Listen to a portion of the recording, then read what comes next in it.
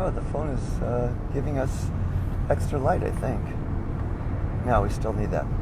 So, it's Thought Shifting Thursdays, and usually we do this at noon on Thursday. You might be wondering why we're in a car and it's dark here.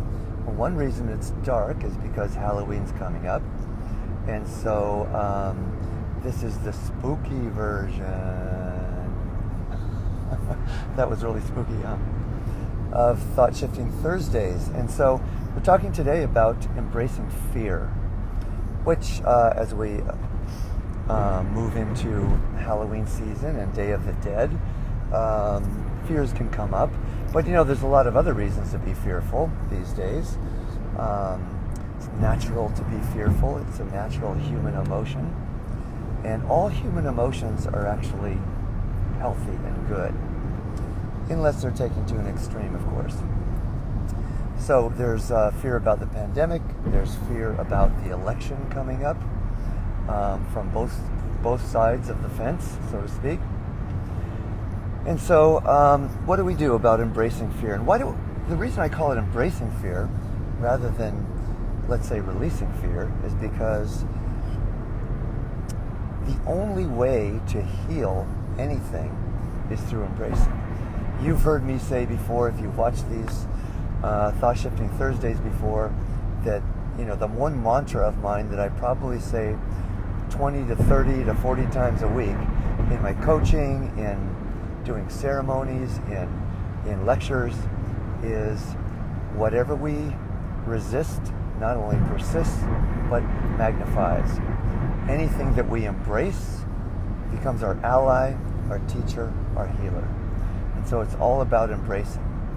So in terms of fear, if I'm resisting fear when it comes up, then guess what? It gets stronger. Whatever we resist becomes magnified.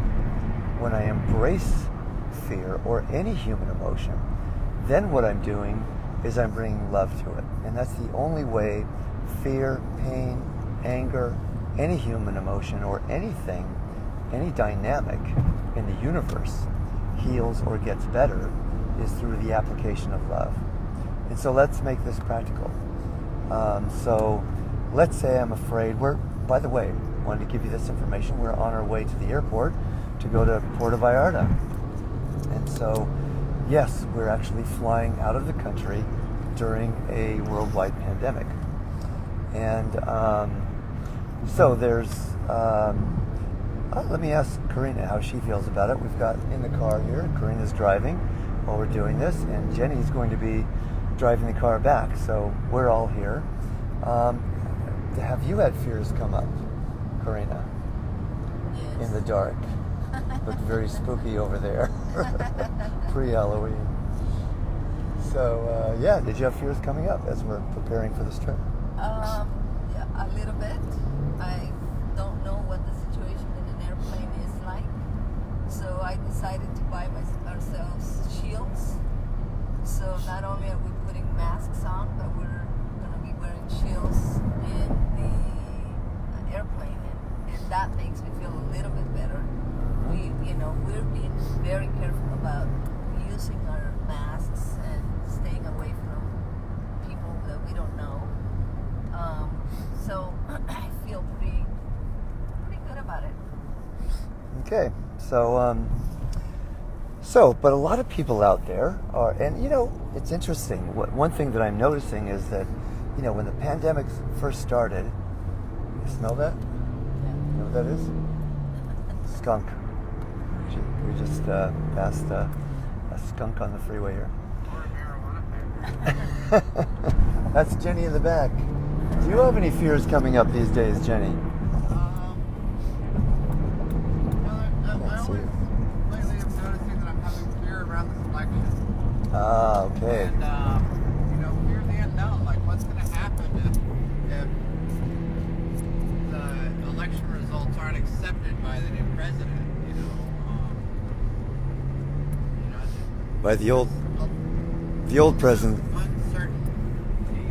Yeah, that's up for a lot of people. So what do we do with fear? So the first thing is to recognize that it is a natural human emotion. When I interviewed Pir Vilayat Inayat Khan back in 1986 for Meditation Magazine, and he's the Sufi master who brought Sufism to the West, and the head of the Sufi order in the West. And I asked him about, and knowing that in Sufism it's a very, which is the mystical branch of Islam, it's a very grounded teaching. And so there's a very, one of the sayings is that a Sufi master has his head in the heavens and his feet firmly on the ground. And so I understood that that spiritual path is not just about being spiritual, it's about honoring our humanity as well. And so I asked him about human emotions, and I asked him about pain. What do we do with pain? And he said, pain is what helps us to have compassion for others. And I asked him about fear, and he simply said, if not for fear, we'd do a lot more stupid things than we already do. So recognizing it as a natural human emotion and embracing it, actually bringing love to our own fear. So let's say that I have fear about the pandemic, is rather than resisting that fear and thinking it's a bad thing and I have to get rid of it, I can simply bring love to it. Imagine my fear. This is the metaphor. I think I've said this before on Thought Shifting Thursdays, that I use for everyone. That's a simple metaphor that comes out of voice dialogue, comes out of honoring our subpersonalities in every aspect of ourselves, because we can only love ourselves as much as we love every aspect of ourselves. And so the metaphor is, if you can imagine that anything that you don't like in yourself, an emotion, a reaction, whatever, is a small child coming to you, how would you want to respond to that child as a loving parent?